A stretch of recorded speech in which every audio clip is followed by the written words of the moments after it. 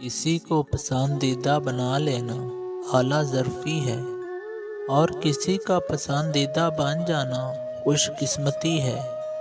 خوش قسمت اگر تکبر نہ کرے تو وہ سونا ہے، اور اعلیٰ ظرف اگر منافق نہ ہو تو ہیرا ہے۔ جھوٹ اور مکر و فریب کرنے والے شخص کو جب ہوشیار اور عقل مند انسان کا نام دیا جائے تو یہی معاشرے کے زوال کی ابتدا ہوتی ہے۔ خدا ہم سے صرف عبادت ہی نہیں بلکہ انسان کی تکمیل بھی چاہتا ہے۔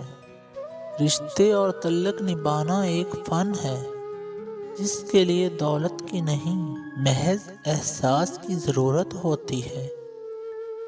دنیا کے اکثر لوگوں کی وفا وہاں تک ہوتی ہے جہاں تک ان کا مطلب ہوتا ہے۔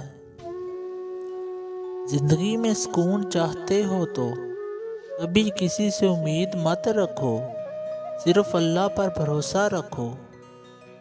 انسان کی طاقت بس اتنی سی ہے کہ نہ تو وہ دکھ سے بھاگ سکتا ہے اور نہ ہی وہ خوشی کو خرید سکتا ہے۔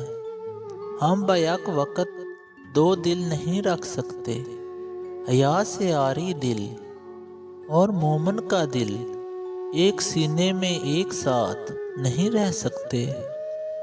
ہمارا معاشرہ طاقتور کی قدر اور کمزور کی تذلیل کرتا ہے، جو ایک بیمار معاشرے کی خوبی ہے۔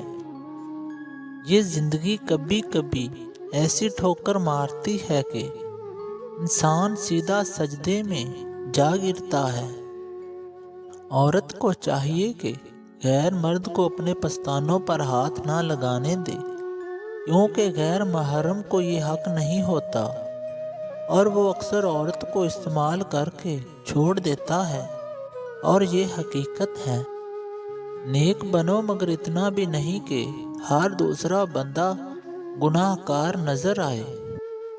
دانش مند آدمی کوشش میں ہی اپنی غلطی کا احساس ہو جاتا ہے، لیکن بیوقوف آدمی غلطی کر کے بھی محسوس نہیں کرتا۔ زندگی کی ساری بلندیاں رب کے سامنے جھکنے سے ملتی ہیں۔